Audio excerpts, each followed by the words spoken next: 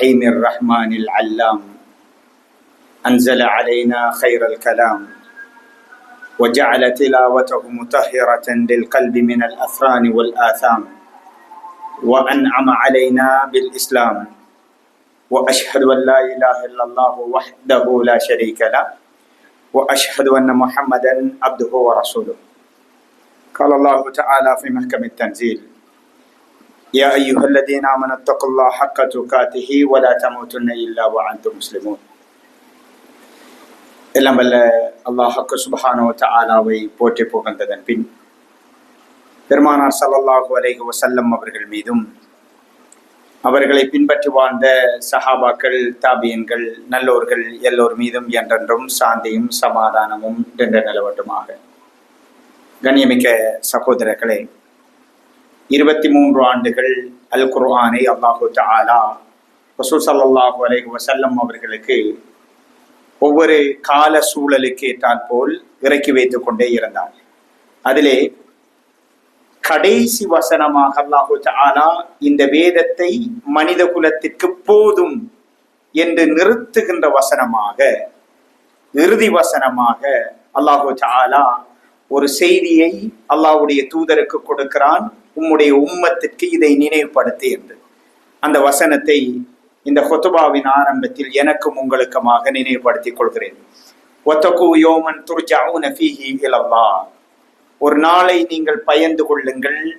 அந்த நாளில் நீங்கள் எல்லோரும் அல்லாஹ்வின் பால் அவன் முன்னிலையில் எழுப்பப்படுவீர்கள், மீட்கப்படுவீர்கள், மறுமையை அங்கி வாழ்ந்து கொள்ளுங்கள் என்பது அல் குர்ஆனுடைய இறுதி செய்தி. 23 ஆண்டுகளில் அதன் முற்றுப்புள்ளியாக அல்லாஹு தஆலா சொன்னது மறுமையை பயந்து வாழுங்கள் என்பது. அதை முதலில் நினைவுபடுத்தியவனாக, சகோதரர்களே, மனித வாழ்வு தவறுகளோடே தவறில்லாமல் வாழ முடியாது. ஆனால் தவறுகளோடே மரணிக்கவும் கூடாது. அந்த தவறுகளில் இருந்து விடுபட்டு நல்ல மனிதர்களாக வாழ்வதற்கான முயற்சியை ஒவ்வொருவரும் செய்ய வேண்டும் என்று இஸ்லாம் எதிர்பார்க்கிறது. குறிப்பாக நாம் வாழ்ந்து கொண்டிருக்கிற இந்த காலத்தில் பாவங்கள் மலிவாக கிடைக்கின்றன, சில நேரங்களில் இலவசமாக கிடைக்கின்றன. எங்களுக்கும் எங்களுடைய பின்னிற்கின்ற சமூகத்துக்கும் இடையில் ஒரு பெரிய ஒரு இடைவெளி இருக்கிறது. அவர்கள் ஜென்சி தலைமுறை. ஒரு பக்கத்தில் ஒரு சில வழிவகைகளில் எங்களை விட வேகமானவர்கள், இன்னொரு பக்கத்தில் இன்னொரு வழிவகைகளில் எங்களை விட ஒரு விதமாக யோசிக்கக்கூடியவர்கள். நாங்களும் பாவமின்றி தவறுகளின்றி வாழ வேண்டும். அவர்களையும், அது என்னுடைய மகனாக இருக்கலாம், மகளாக இருக்கலாம், சகோதரராக இருக்கலாம், சக நண்பர்களாக இருக்கலாம், மனைவியாக இருக்கலாம், அவர்களையும் கரம் பிடித்து எல்லோருமாக சொர்க்க செல்லணும். இதற்கு என்ன வழிவகைகள் என்பது தொடர்பாக நாங்கள் யோசிக்கணும். ஏனென்றால் சகோதரர்களே, இந்த தலைப்பு மிக மிக முக்கியமான ஒரு அம்சம். ஏனென்றால் அதாவது இன்றைக்கு எல்லோராலும் பாவத்தை, தவறுகளை சுட்டி காட்ட முடிகின்றன. அது எல்லோராலும் செய்ய முடியுமான ஒரு செயல். ஆனால் அந்த தவறுகளில் இருந்து மனிதர்களை மீட்கின்ற பணி இருக்குது. அது ஒரு கலை, அது ஒரு ஐபாதத், அது முக்கியமான ஒரு வணக்கம். அந்த இடத்தில் நாம் எல்லோரும் ஒரு தந்தையாக தோல்வி அடைகிறோம், ஒரு கணவனாக தோல்வி அடைகிறோம், ஒரு முக்கியமான மூத்த சகோதரராக தோல்வி அடைகிறோம் என்பது சில விடயங்களை அவதானிக்கின்ற பொழுது தெரிகிறது. சில தந்தைமார் வருவார்கள், மகனை பற்றி கவலைப்படுவார்கள், சில குடும்ப பிரச்சனைகள் வரும், இதர பிரச்சனைகள் வரும்.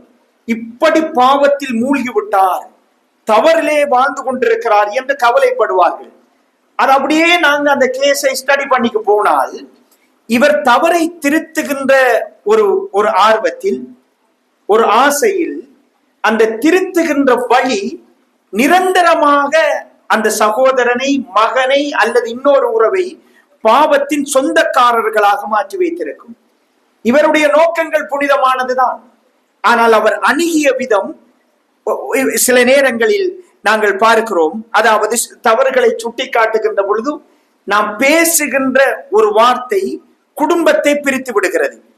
கடுமையான ஒரு கண்டிப்பு, ஒரு பிழையான நடத்தை மாணவற்ற ஆசிரியர் பார்க்கிறார். ஒரு கடுமையான கண்டிப்பு கல்வியில் இருந்தே அவனை தூரமாக்கி விடுகின்றன. ஒரு பொது வழியில் ஒரு அவமானமாக ஒரு தவறை சுட்டி காட்டுதல் இளைஞர்களை மார்க்கத்தில் இருந்து ஒரு ஒரு விரக்தி மனோநிலையை இளைஞர்களுக்கு உருவாக்கி விடுகின்றன. இப்படியான சூழலை பரவலாக அவதானிக்க முடிகிறது. சகோதரர்களே, அந்த வகையிலே அல்லாஹ்வுடைய தூதர் ஸல்லல்லாஹு அலைஹி வஸல்லம் அவர்கள் 23 ஆண்டுகளில் இப்பொழுதுள்ள பாவங்களை விட பாவத்தின் தீவிரத்தை தொட்ட ஒரு சமூகம், அந்த சமூகத்தை மிக பெரும் புனிதர்களாக மாற்றினார்கள் என்றால் அல்லாஹ்வுடைய தூதர் அந்த கலையை புரிந்து வைத்திருந்தார்கள். ரசூலுல்லாஹி ஸல்லல்லாஹு அலைஹி வஸல்லம் அவர்களால் அது சாத்தியமானது என்றால் அந்த நுட்பங்களை அல்லாஹ்வுடைய தூதர் ஸல்லல்லாஹு அலைஹி வஸல்லம் அவர்கள் தெரிந்திருந்தார்கள். ஒரு தகப்பனாக, ஒரு முஃமினாக, ஒரு சகோதரனாக, ஒரு நண்பனாக, ஒரு மனிதனாக இந்த நுட்பங்களை நாங்கள் புரிந்து கொள்ள வேண்டும். சகோதரர்களே, முதலாவது ஒரு அம்சம், எங்களுடைய நீயத், இஹ்லாஸ் புனிதமாக இருக்கணும். அந்த புனிதம் இருக்கிற பொழுது நிச்சயமாக அல்லாஹ்வுடைய உதவி நமக்கு கிடைக்கும். இப்ப பாருங்க, உலமாக்கள் சொல்லுவாங்க, ஒரு பிள்ளையோடு நீங்க அவர பிள்ளைட தவற காண்றீங்க. யாராவது ஒருத்தர் பிள்ளை பாவத்தை கண்டால் அந்த நேரத்தில் நீங்கள் கோபத்தோடு அதை தண்டிக்க எச்சரிக்கை பேசுறாதீங்க. ஏனண்டா அதீத கோபத்தோடு அதை எச்சரிக்கிற நேரத்தில் நீங்க அதுல அதாலத், நீதத்தை பேண மாட்டீர்கள். சரியாக அதை புரிய வைக்க முயற்சிக்க மாட்டீர்கள். கோபம் மிகைக்கின்ற பொழுது அவரை இழந்து பாவத்தை கண்டிக்கின்ற ஒரு சூழல் வரும். இந்த பாவத்திற்கும் பாவத்தை செய்கிற மனிதர்களுக்கும் இடையில் ஒரு இடைவெளியை வைத்து நோக்கக்கூடிய ஒரு மனோநிலைகளுக்கு வரணும். நாங்க பாவத்தை வெறுக்கணும். பாவம் செய்கிற மனிதரை முற்றாக வெறுத்தல் என்பது நிரந்தர பாவிகளாக அவர்களை மாற்றிவிடும் என்பதை புரியணும். குர்ஆன் அல்லாஹ் தஆலா சொல்கிறான், உதுஉ இலா சபீலி ரப்பிக பில் ஹிக்மதி வல் மௌஇதத்தில் ஹஸனா. அல்லாஹ்வுடைய பாதையில் மக்களை அழைக்கின்ற பொழுது அழகான உபதேசத்தை செய்யுங்கள், நல்ல முறையில் அவர்களை வழிகாட்டுங்கள் என்று அல்லாஹ் தஆலா சொல்லுவதை பார்க்கிறோம். எனவே முதலாவது கண்ணியமிக்க சகோதரர்களே, எங்களுடைய நீயத் புனிதமாக இருக்கணும். உன்துர் லிகைரிர் ரஜுல் கபில அன் தன்துர் லிஷர்ரிஹி. ஒரு மனிதனின் கெடுதிகளை பார்ப்பதற்கு முன்னாடி அவர் நலவுகளை பாருங்கள் என்று அறிஞர் பெருமக்கள் சொல்லுவாங்க. அல்லாஹு தஆலா பாருங்க, மூசா அலைஹிஸ்ஸலாம் அவர்கள் வேதத்தை, தௌராத்தை கையில வச்சுக்கிறாரு. மூசா அலைஹிஸ்ஸலாம், எங்களுடைய நோக்கம் இவரை எப்படியாவது இந்த பாவத்திலே இருந்து திருத்தணும், இவரை சொர்க்கவாதியாக அனுப்பணும், நானும் இதன் மூலம் நன்மையை பெறணும் என்பதுதான் எங்களுடைய நோக்கமாக இருக்கணும். அவரை அவமானப்படுத்துதல், அவரை கேவலப்படுத்துதல், அடையாளப்படுத்துதல், அவரை கண்ட மாதிரி பேசுதல் என்பது எங்களுடைய துனியாவையும் பாதிக்கும், ஆகிரத்தையும் பாதிக்கும், நோக்கத்தில் வெற்றியையும் தராது. தந்தையர்களே, தாய்மார்களே, ஆசிரியர்களே, பள்ளிவாசல் நிர்வாகிகளே, கொத்துபாக்கள் நிகழ்த்துகின்ற உலமாக்களே, இதை மிகச்சரியாக கவனமாக நடக்கணும். மனிதர்களுக்கு பாவம் செய்கின்றவர்களை கேவலமாக பேசாதீர்கள், அவர்களை அநியாயமாக பேசாதீர்கள். அவர்களுடைய சூழ்நிலை எதுவாகவும் இருக்கலாம், நல்ல வார்த்தை, எங்களோட நோக்கம் புனிதமாய் இருக்கணும், அவங்களுக்காக துவா செய்யணும். ஒரு செய்தியை பாருங்க, மூசா அலைஹிஸ்ஸலாம் அவர்கள் தௌராத்தை கையில வச்சுக்கிறாங்க. தௌராத்தை ஒரு கட்டத்தில் அவர்களுடைய மக்கள் காளை கண்ட வணங்குறாங்க. மூசா அலைஹிஸ்ஸலாம் அதை பார்த்தவுடன் கோபம் எல்லை மீறி விட்டது. வேதத்தை தூக்கி ஒரு வீசுறாங்க. ஹாரூன் அலைஹிஸ்ஸலாம் அவர்களுடைய தலைமுடியை அப்படி பிடிச்சு இழுக்கிறாங்க. ஒரு வேதத்தை தூக்கி எறிதல் என்பது ஒரு தவறான விஷயம். ஆனாலும் அல்லாஹ் தஆலா மூசா அலைஹிஸ்ஸலாம் அவர்களை உலுல் அஸ்ம்களில் ஒருவராக, நபிமாராக அல்லாஹ் தஆலா தூதராக வைத்திருக்கிறார். புரிந்து கொள்ள வேண்டும், அல்லாஹ் தஆலா அவருடைய நலவுகளை பார்க்கிறார். சகோதரர்களே, எங்களுடைய நோக்கம் புனிதமாக இருக்கணும். குறித்த அடியானை, என் சகோதரனை பாவத்தில் இருந்து தூரமாக்குதல் என்கிற நோக்கம், அந்த நோக்கம் புனிதமாயிருந்தா இன்ஷா அல்லாஹ் அல்லாஹ்வுடைய உதவியால பாவத்தில தவறுல இருக்கிற மக்களை எங்கள் மூலம் அல்லாஹ் தஆலா வெளியே கொண்டு வருவான். இரண்டாவது ஒரு விடயம், தவறுகளை அடையாளப்படுத்துறதுக்கு முன்னாடி அவங்களோட சூழ்நிலைகளை புரிஞ்சு கொள்ளணும். ஸல்லல்லாஹு அலைஹி வஸல்லம் அவர்கள் அவரோடு எல்லா வகையான தோழர்களும் உறவாடினார்கள். ஆனால் எல்லோருக்கும் ஒரே விதமான அணுகுமுறைகளை அல்லாஹ்வுடைய தூதர் கையாளல. இப்ப பாருங்க, எங்களுக்கு 3 பிள்ளைகள் இருக்கலாம். 3 பேரையும் ஒரே விதமாக அணுகவே முடியாது. 2 மனைவியர்கள் இருக்கலாம், ஒரே விதமாக அணுகவே முடியாது. பல நண்பர்கள் இருக்கலாம், ஒரே விதமாக அணுகவே முடியாது. நான் இப்படித்தான் ஸ்ட்ரைட் ஃபார்வர்ட் தான் மோத்துக்கு தான் பேசுவேன்டா, கடைசி வரை ஒரு மனிதனை உங்களால் மாற்ற முடியாமல் போய்விடும். அது நீங்கள் பெற்றெடுத்த பிள்ளையாக இருந்தாலும். ஸல்லல்லாஹு அலைஹி வஸல்லம் அவர்கள் மனிதர்கள் இந்த சூழ்நிலைகள் தன்மைகளை புரிந்து கொண்டாங்க. ஒரு நாள் பாருங்க, ஒரு நபித்தோழர் வாராரு. அவர் நாட்டுப்புற அராபி, கிராமப்புறம், நாகரிக வளர்ச்சி குன்றிய ஒரு இடம். பெரிதாக கண்ணியமாக நடந்து கொள்ள மாட்டாங்க. அல்லாஹ்வுடைய தூதர் வாரார். அபூபக்கர், உமர், உஸ்மான், அலி ரலியல்லாஹு அன்ஹு இப்படியான நபித்தோழர்கள் ரசூலுல்லாஹ்வை உச்சத்தில் வைத்து பார்த்து கொண்டிருக்கிற நேரம் வந்து சொல்றார், யா முஹம்மத், முர்லி மின் மாலில்லா அல்லதி இந்தக், உங்கள்கிட்ட இருக்கிற அல்லாஹ்வுடைய பணத்தில இருந்து எனக்கு கொடுப்பதற்கு ஏவுங்கள் அப்படி என்று ரசூலுல்லாஹ்வை கடுமையாக அப்படி பிடிச்சு இழுக்கிறார். அந்த இழுத்தல் ரசூலுல்லாஹ்வுடைய உடலிலே ஒரு சிவப்பு அடையாளத்தை ஏற்படுத்துகிறது. அல்லாஹ்வுடைய தூதர் ஸல்லல்லாஹு அலைஹி வஸல்லம் அவர்கள் ஃபல்தஃபத இலைஹி ரசூல் ஸல்லல்லாஹு அலைஹி வஸல்லம் ثم ضحك, அல்லாஹ்வுடைய தூதர் அவரை திரும்பி பார்த்து சிரிக்கிறாங்க. சிரிச்சிட்டு சொல்றாங்க சஹாபாக்களுக்கு, இவருக்கு இருப்பதில் கொடுத்து அனுப்புங்கள் என்று ரசூல் ஸல்லல்லாஹு அலைஹி வஸல்லம் அவர்கள் அவருக்கு சொல்றாங்க. ரசூல் ஸல்லல்லாஹு அலைஹி வஸல்லம் அவர்கள் ஒருவேளை அபூபக்கர் ரலியல்லாஹு அன்ஹு அவர்கள், உமர் ரலியல்லாஹு அன்ஹு அவர்கள் போன்ற நபித்தோழர்கள் இப்படி நடந்திருக்க மாட்டார்கள். அப்படி நடந்திருந்தாலும் அல்லாஹ்வுடைய தூதர் இப்படி ரிப்ளை பண்ணிருக்க சான்ஸே இல்லை. ஒரு கிராமப்புறவாசி, அவருக்கென்று ஒரு தபியத் ஒன்று இருக்கும், இயல்பு ஒன்று இருக்கும், அவர சூழலில் பழக்க தோஷம் இருக்கும். அதோட வாரார் அல்லாஹ்வுடைய தூதர் அவரின் சூழ்நிலைகளை புரிந்து கொண்டு அதற்கேற்றால் போல் நடந்து கொள்றாங்க. ஒருத்தருக்கு அமைஞ்ச ஏரியா, அவரை நட்பு வட்டம், அவருடைய அமைந்த அந்த செட்டப், அவர் வாழ்ந்த சூழல், தேசம், ஊர் ஒரு விதமாய் இருந்திருக்கும். அவர் நாம் நினைத்து பார்க்க முடியாத ஒரு எல்லைக்கு போயிருப்பார். அது எந்த பிள்ளையாக இருந்தாலும் அல்லாஹ் பாதுகாக்கணும். உங்களுடைய சொந்தங்களாக இருந்தாலும் ஒரு இடத்துக்கு போயிருப்பார். அவரை அணுகுகின்ற பொழுது இந்த புரிதல் நமக்கு அவசியம். பல இடங்களில் நாங்கள் தோற்று போகும். எங்களுக்கு என்னண்டா இப்படி ஆளுமை விட திருத்திரணும் நினைக்கிறோம். அந்த வேகம் அணுகுமுறைகளில் தவறுகளை விடுகிறோம். ஒரு தவறை 2 பேர் செய்யலாம், ஒரே தவறை 2 பேர் செய்யலாம். 2 பேர வயதுகள் வித்தியாசப்படும், 2 பேரும் சந்திக்கின்ற சூழல் வித்தியாசப்படும், 2 பேர நட்பு வட்டமும் வித்தியாசப்படும், 2 பேர மார்க்க அறிவும் வித்தியாசப்படும். எனவே அந்த தவறை 2ஐயும் உண்டாவே நீங்க பார்க்க இயலாது. 2க்கும் வித்தியாசமான அணுகுமுறைகளை கையாளணும். அல்லாஹ்வுடைய தூதர் ஸல்லல்லாஹு அலைஹி வஸல்லம் அவர்கள் குறிப்பாக இதிலே நுட்பமாக இருந்தாங்க. இந்த உலகத்தில் யாரும் ரசூலுல்லாஹ்வை தவறுகளில் இருந்து மக்களை விடுவிப்பது என்பது ஒரு கலை. மனமாற்றம் கொண்டு வருதல் என்பது ஒரு அற்புதமான கலை. உலகத்துல பெரிய படிப்பதான். அல்லாஹ்வுடைய தூதர் ஸல்லல்லாஹு அலைஹி வஸல்லம் அவர்கள் எத்தனையோ பாவத்தின் எல்லையை தொட்டவர்களை அல்லாஹ் என்ற பெயர் சொல்லப்பட்டால் நடுநடுங்கக்கூடியவர்களாக மாற்றி காட்டினார்கள். இன்றைக்கு ஜென்சி தலைமுறை நிறைய பாவங்களோடு வாழ்ந்து கொண்டிருக்கிறாங்க.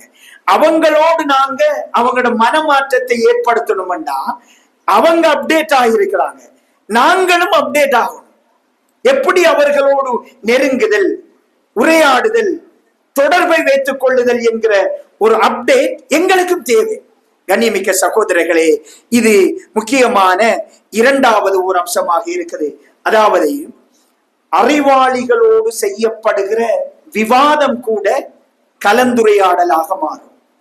அறிவிலிகளோடு செய்யப்படுகிற கலந்துரையாடல்கள் கூட சண்டையாக மாறும். எப்பொழுதும் இந்த அறிவோடு நாங்கள் ஒரு தவறிழைப்பவரை, பாவம் செய்பவரை அணுகினால் நிச்சயமாக அவர்களுக்கும் எங்களுக்கும் இடையில் நல்லதொரு கலந்துரையாடல் ஒன்று ஆரம்பிக்கும். அது முடிவிலே அல்ஹம்துலில்லாஹ் நல்லதொரு முடிவாக அமையும்.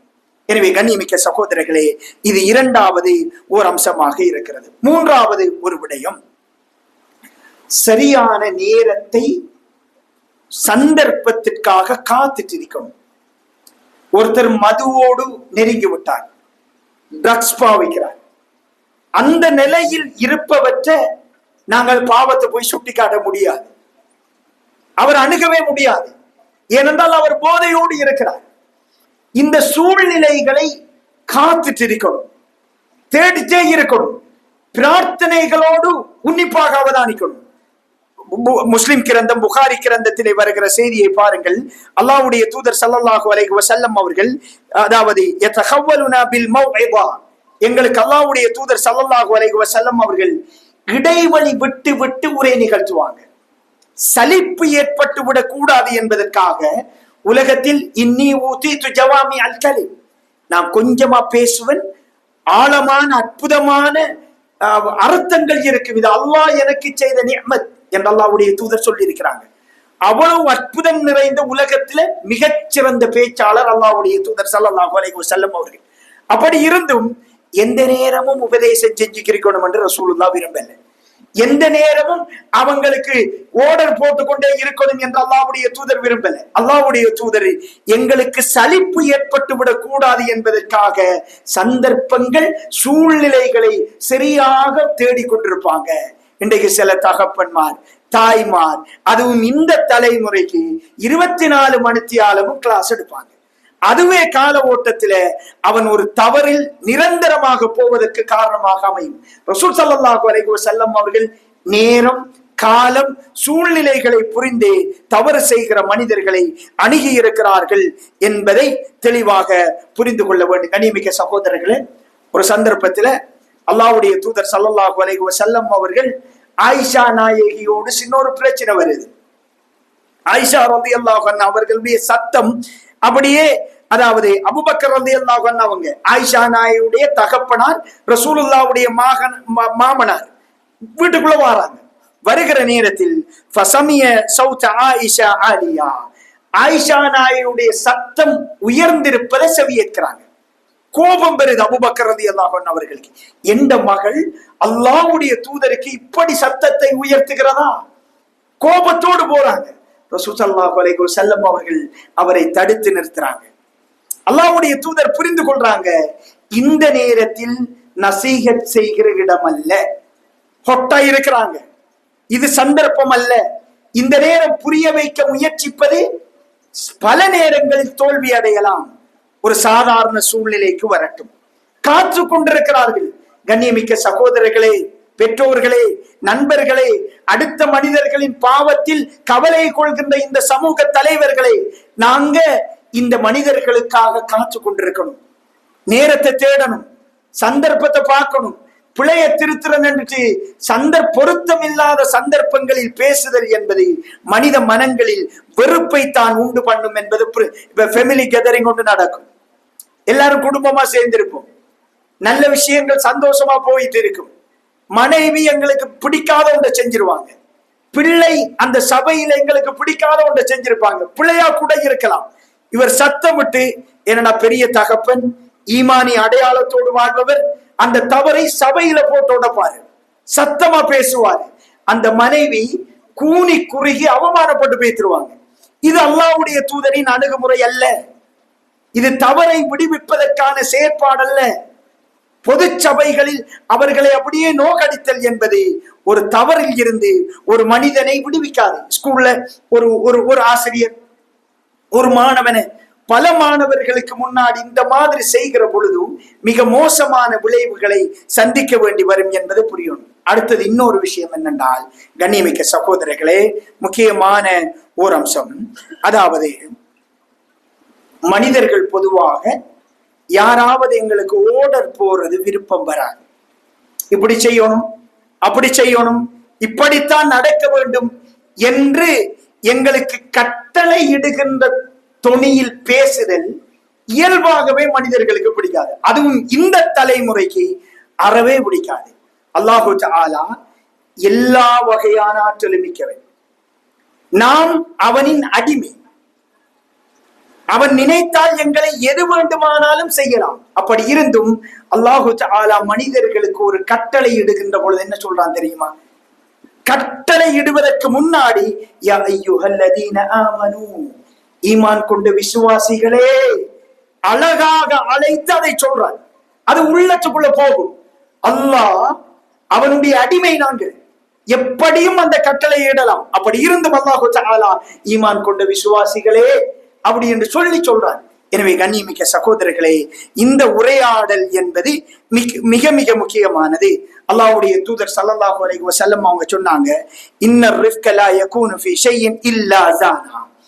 எந்த ஒரு விடயத்தில், அதாவது மென்மை ஒரு காரியத்தில் இல்லாமல் போனால் அது அந்த காரியத்தில் அப்படியே அந்த காரியத்தை நாசமாக்கிடும்.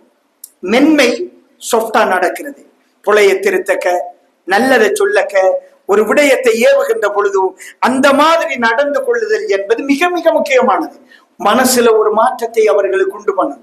எங்களோட ஹயாத்தில் அதை பார்க்காட்டியும் நிச்சயமாக மௌத்துக்கு பிறகாலும் பார்க்கக்கூடிய சந்தர்ப்பம் அடுத்தாக்களுக்கு கிடைக்கும். அவங்களோட வாப்பா இந்த புள்ளையை திருத்துறதுக்கு சுப்ஹானல்லாஹ் எவ்வளவெல்லாம் மென்மையாக நடந்து கொண்டார், எவ்வளவு பிரார்த்தித்தார், எவ்வளவு கஷ்டப்பட்டார், அதன் வெற்றி அல்ஹம்துலில்லாஹ், எப்படி இருந்த புள்ள இப்படி இருக்கிறான் என்கிற ஒரு லெவல் வரும். இன்ஷா அல்லாஹ் நிச்சயமாக தருவான். சகோதரர்களே, இந்த அணுகுமுறைகள் முக்கியமானது. ஒரு செய்தியை பாருங்க, எல்லோருக்கும் பரிச்சயமான ஒரு செய்தி. அதாவது மூசா அலைஹிஸ்ஸலாம் அவர்கள் ஃபிர்அவுன்ட்ட போய் தஅவத் செய்யுமாறு அல்லாஹ் சொல்றாரு. அப்ப ஃபிர்அவுன் அவர் போறாரு. மூசா அலைஹிஸ்ஸலாத்திற்கு தெரியாது ஃபிர்அவுனின் முடிவு கடலில் மூழ்கடிக்கப்படுவான் என்கிற முடிவு தெரியாது. ஆனா அல்லாஹ்வுக்கு நிச்சயம் தெரியும். யாவற்றையும் அறிந்தவன், இவன் திருந்தவே மாட்டான், என்னுடைய அழிவு இவனுக்கு இப்படித்தான் என்பது அல்லாஹ்க்கு தெரியும். தெரிந்திருந்தும் அல்லாஹு தஆலா மூசா அலைஹிஸ்ஸலாத்துக்கு என்ன சொல்றான் தெரியுமா? ஃபகூலா லஹு கௌலன் லய்யினா. நீங்க ரெண்டு பேரும், ஹாரூன் அலைஹிஸ்ஸலாம், மூசா அலைஹிஸ்ஸலாம், ரெண்டு பேரும் ஃபிர்அவுன்ட்ட போய் மென்மையான வார்த்தைகளை யூஸ் பண்ணுங்க. அவன் பெரியோரு தவறுல இருக்கிறான், நானே கடவுள் என்கிறான். ஆனாலும் நீங்க சாஃப்டா பேசுங்க, கண்ணியமா பேசுங்க, அது அவனில் மாற்றத்தை உண்டு பண்ணலாம் என்று அல்லாஹு தஆலா சொல்லுவதை பார்க்கிறோம். அல்லாஹ்வுக்கு தெரியும் இவன் முடிவு இதுதான் என்று. அப்படியான ஒருவரோடு கூட அல்லாஹு தஆலா இப்படி உரையாட வைக்கிறான். அப்படி என்றால் எந்த மகன் கலிமா சொன்னவன், என்ற மனைவி கலிமா சொன்னவள், என்னுடைய உறவு, என்ற ரத்தம், என்ற சமூகம், என்ற பக்கத்து வீடு, என்ற பள்ளி வாயில், இவர்களோடு நாங்கள் எவ்வளவு கண்ணியமாக நடக்க வேண்டும் என்பதை புரிந்து கொள்ள வேண்டும். கண்ணியமிக்க சகோதரர்களே, இன்றைக்கு இலங்கையில பரவலாக சிறைச்சாலைகள் எல்லாத்திலையும் பிரச்சனை வந்து கொண்டே இருக்குது. தவறு செய்கின்றவர்கள், குற்றவாளிகள் சிறைச்சாலையில் தண்டிக்கப்படுகிறார்கள். சகோதரர்களே, நீர்கொழும்பு, மகர, வெலிகடை என்று பல இன்றைக்கும் எங்கே ஒரு இடத்துல சிறைச்சாலையில் பதட்டமான ஒரு சூழல் உருவாகி கொண்டிருப்பதை பார்க்கிறோம். சிறைச்சாலைகள் சகோதரர்களே, நோக்கம் தண்டிக்கப்படுவது மட்டுமாக இருந்தால் அந்த நாடு அழிந்துவிடும். அல்லாஹ் பாதுகாக்கணும். சிறைச்சாலையில் இருப்பவர்கள் தண்டிக்கப்படுவது மாத்திரம்தான் நோக்கம் என்றால் அந்த நாடு மிகப்பெரிய அழிவை சந்திக்கும். ஒரு நாட்டுக்கு பெரிய ஒரு சவால் குற்றவாளிகள் அதிகரித்தல் என்பது பெரிய ஒரு சவால். ஒரு நாட்டின் எல்லா வளங்களையும் சூறையாடக்கூடிய குற்றவாளிகளின் எண்ணிக்கையை எந்த தேசம் குறைக்கிறதோ அந்த தேசம் இலகுவாக வெற்றி பெறும். எங்கட சிறைச்சாலைகளில் தண்டிக்கப்படுவது மாத்திரம்தான் நோக்கம். அந்த செட்டப்ல தான் இந்த சிறைச்சாலைகள் சட்டமும் அமைப்புகளும் சிஸ்டமும் இருக்குது. கண்ணியமிக்க சகோதரர்களே, பல சந்தர்ப்பங்கள்ல சிறைச்சாலைக்குள்ள போய் திரும்ப வருகின்றவர் ஒரு சாதாரண குற்றத்தோட போயிருப்பாரு. ஆனா திரும்பி வருகின்ற பொழுது பெரும் குற்றவாளியாக வர்றாரு. சிறுவர் நன்னடத்தை ஒரு இடத்துக்கு, ஒரு சென்டருக்கு ஒரு புள்ள போறார், போகிற பொழுது சின்ன குற்றத்தோட போயிருப்பார். ஆனா திரும்பி வருகிற பொழுது பெரியோரு குற்றவாளியாக வர்றார். அப்படி என்றால் சிறைச்சாலையின் அடிப்படை நோக்கம் என்ன? என்ன நடக்குது?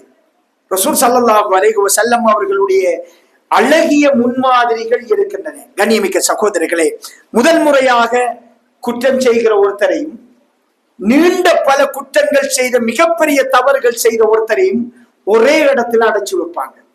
சிஸ்டம் சரியா பிள்ளையா? எங்க போய் முடியும் இது?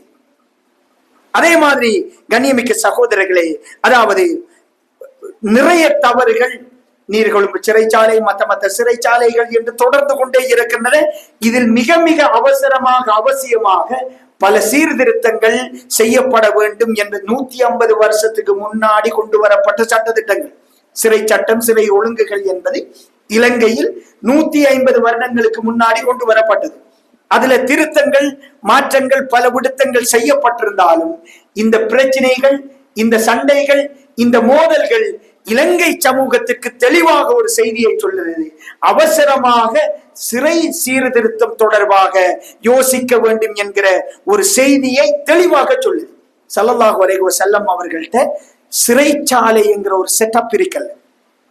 அல்லாஹ்வுடைய தூதர் அதை ஊக்குவிக்கவும் இல்லை. ஹபஸ், தடுத்து வைத்தல் என்கிற ஒரு செட்டப் தான் இருந்துச்சு. அது இப்படி இருக்கல்ல.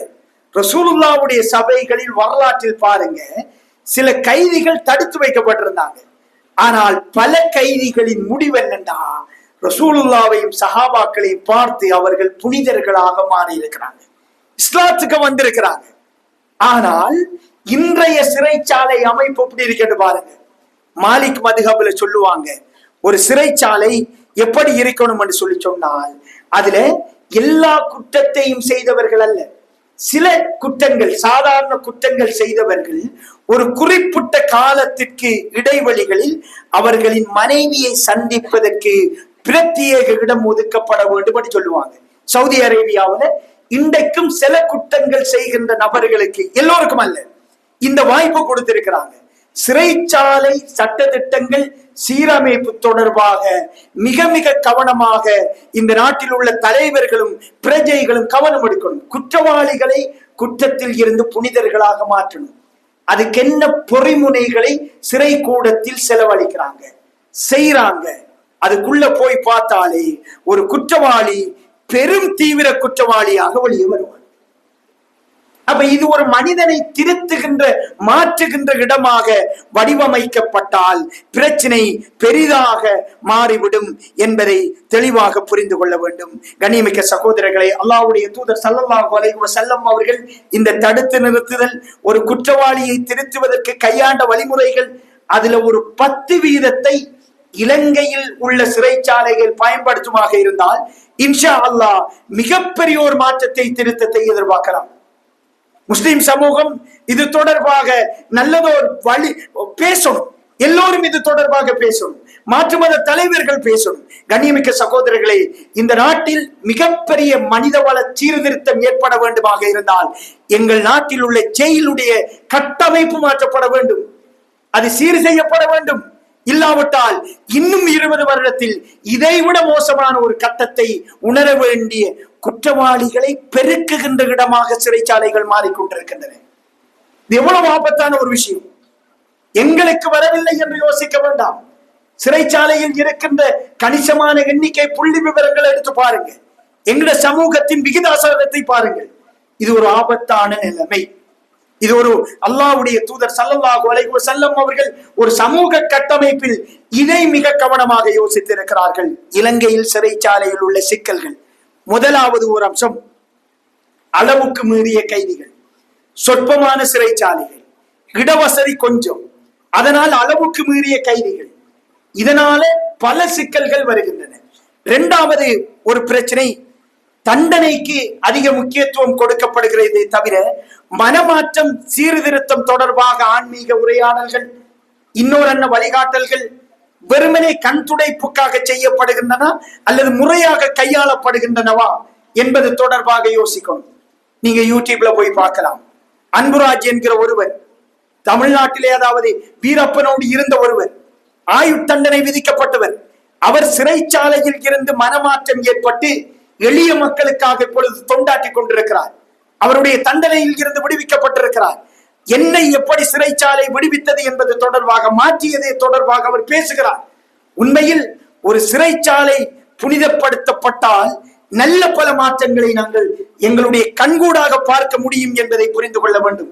பாராளுமன்றத்தில் இது தொடர்பாக தீவிரமாக விசாரிக்கப்பட வேண்டும், விவாதிக்கப்பட வேண்டும். உயர்ந்த நாடுகளில் என்னென்ன வழிமுறைகள் கையாளுகின்றார்கள் என்பது தொடர்பாக பேசப்பட வேண்டும். கண்ணியமிக்க சகோதரர்களே, இன்னொரு அம்சம், இலங்கையில் சிறைச்சாலையில் உள்ள பெரிய ஒரு பிரச்சனை என்னன்னா, குற்றவாளிகளை வகைப்படுத்துறல். அதுல போதாமை இருக்குது. எல்லோரையும் ஒரே செல்ல போட்டு அடைச்சுட்டாச்சு. பெரும் குற்றவாளிகளும் சாதாரண குற்றவாளிகளும் ஒரே இடத்துல சங்கமிக்க வேண்டிய ஒரு சூழல். அந்த நேரத்தில் விளைவுகள், எதிர்மறையான விளைவுகள் வந்து கொண்டிருக்கின்றன. அவர்களுக்குள்ளே தொழில் பயிற்சிகள், இன்னொரு அம்சங்கள் கொடுக்கப்படல. சமூகத்துல வெளியில வந்தா அந்த சமூக நீரோட்டத்தோடு எப்படி நெருக்கமான உறவை மேற்கொள்ளுதல் என்பது தொடர்பாக பேசப்படல. எனவே கண்ணியமிக்க சகோதரர்களே, நாங்கள் எல்லோரும் இது தொடர்பாக, குறிப்பாக முஸ்லிமாக, இந்த நாட்டு பிரஜையாக, இந்த நாட்டின் மீது அக்கறை கொண்டவர்களாக இது தொடர்பாக யோசிக்க வேண்டும். அல்லாஹ்வுடைய தூதர் ஸல்லல்லாஹு அலைஹி வஸல்லம் அவர்கள்தான் இந்த உலகத்தில் பெரும் தவறுகளை செய்து கொண்டிருந்த ஒரு மக்கள் கூட்டத்தை ஒரு குறிப்பிட்ட காலத்துக்குள் புனிதர்களாக மாற்றினார்கள் என்றால் ரசூலுல்லாஹ்வுடைய அணுகுமுறையால் தான் அது சாத்தியமானது. எனவே அந்த அணுகுமுறையை நாங்களும் படித்துக் கொள்வோம். எங்களுடைய குடும்பத்தையும் சமூகத்தையும் தனிநபர்களையும் திருத்துகின்ற பொழுது அந்த வழிவகைகளை யோசிப்போம். அகூலு கௌலி ஹாதா அஸ்தக்ஃபிருல்லாஹ் லி வ லக்கும் ஃபஸ்தக்ஃபிருஹு இன்னஹு ஹுவல் கஃபூர் ரஹீம்.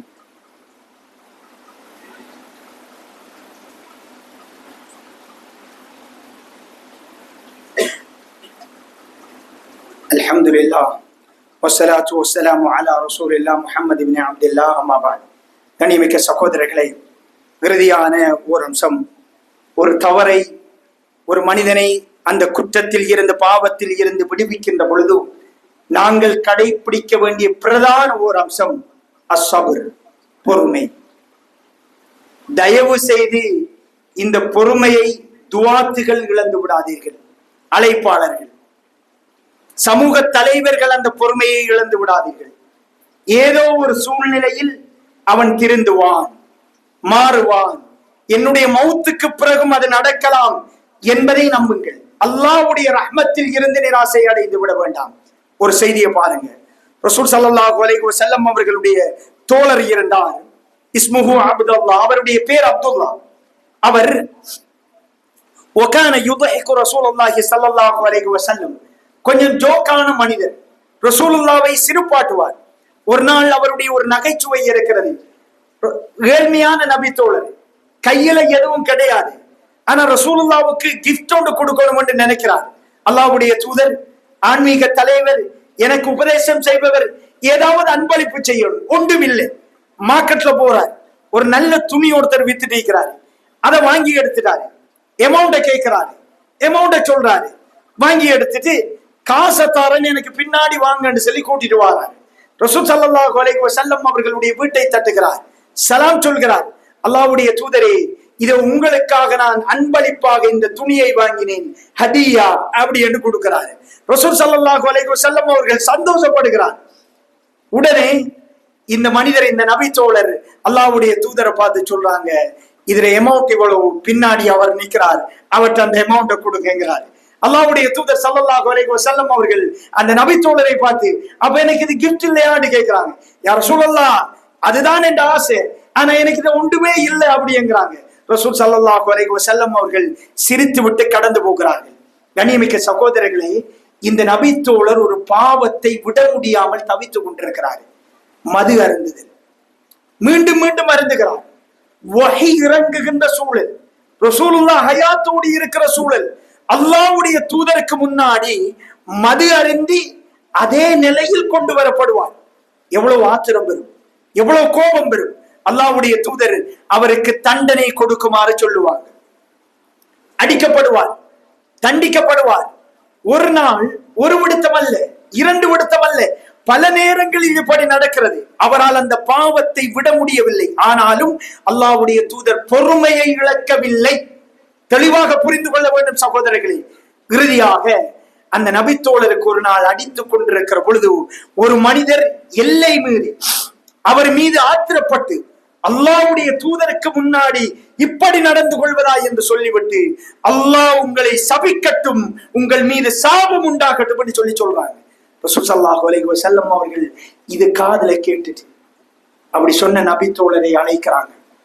இதை உடனடியாக நீங்கள் மீட்டெடுக்க வேண்டும், இப்படி சொல்ல வேண்டாம், அவரை சபிக்க வேண்டாம், அவர் அல்லாஹ்வையும் அல்லாஹ்வுடைய தூதரையும் விரும்புகின்ற ஒருவர், நீங்க இப்படி சாபமிட வேண்டாம் என்று அல்லாஹ்வுடைய தூதர் ஸல்லல்லாஹு அலைஹி வஸல்லம் அவர்கள் எச்சரிக்கிறாங்க. சகோதரர்களே, உங்களுடைய பிள்ளைகள் விடயத்தில் 40 வருடமாகட்டும் 60 வருடமாகட்டும் பொறுமை இழக்காதீர்கள். மனைவி விடயத்தில் திருத்துகின்ற நேரத்தில் பொறுமை இழக்காதீர்கள். நாவை முந்தி விடாதீர்கள், பதுவா செய்து விடாதீர்கள், மோசமான வார்த்தையை பயன்படுத்தி விடாதீர்கள். சகோதரர்களே, அல்லாஹ் நிச்சயம் என் சந்ததியினரை மாற்றுவான், என் சகோதரர்களில் மாற்றத்தை உண்டு பண்ணுவான் என்று நினைத்து விடுங்கள். அல்லாஹ்வுடைய ரஹ்மத்தில் அன்பில் நிராசை அடைந்து விட வேண்டாம். சகோதரர்களே, இன்னும் ஒரு செய்தியை பாருங்கள். யாக்கூப் அலைஹிஸ்ஸலாம் அவர்கள் அவர சொந்த பிள்ளைகள் யூசுப் அலைஹிஸ்ஸலாம் அவர்கள் மீது அதீத அன்பு வைத்திருந்தார். ரொம்ப இரக்கம் யாக்கூப் அலைஹிஸ்ஸலாம் அந்த மகன் மீது. அந்த மகனை அநியாயமாக கிணற்றில் வீசி விட்டார்கள். வீட்டிட்டு வந்து சொல்றாங்க, இவர் ஓனாய் பிடித்து விட்டதுன்னு சொல்றாங்க. ஆனால் யாக்கூப் அலைஹிஸ்ஸலாம் அவர்கள் புரிந்து கொள்கிறார்கள், ஓனாய்க்கும் இதற்கும் சம்பந்தம் இல்லை, இவர்கள் ஏதோ சூழ்ச்சி செய்திருக்கிறார்கள் என்பது தெரிகிறது. இந்த கவலையின் வெளிப்பாடு, யூசுஃபை தொலைத்த கவலை, அவருடைய கண் பார்வை கூட இழக்கப்படுகிறது. அவ்வளவு சோதனைக்குள்ளாகிறார்கள். ஆனால் யாக்கூப் அலைஹிஸ்ஸலாம் அவர்களுடைய சக்ராத் தொடர்பாக குர்ஆன் சொல்கிறது. எப்படி அல்லாஹ் சொல்கிறான் என்று பாருங்கள். இது ஹலர யாக்கூப் அல் மௌத், யாக்கூப் அலைஹிஸ்ஸலாம் அவர்களுக்கு மௌத் வந்த நேரத்தில் இது கால லிபனி, அவருடைய பிள்ளைகளுக்கு சொன்னார். பிள்ளைகள் எல்லோரையும் அழைக்கிறாங்க, அவங்கள பிள்ளைகள் எல்லோரும் சூழ இருக்கிறாங்க. சொல்றாங்க, மா தஅபுதூன மின் பஅதி, எனக்கு பிறகு நீங்கள் யாரை வணங்குவீர்கள் என்று கேட்கிறாங்க.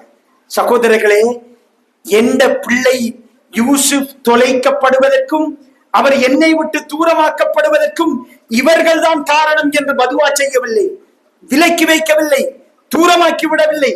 என்னோடு மௌத்து வரைக்கும் நீங்கள் எந்த தொடர்பும் இல்லை என்று சொல்லவில்லை.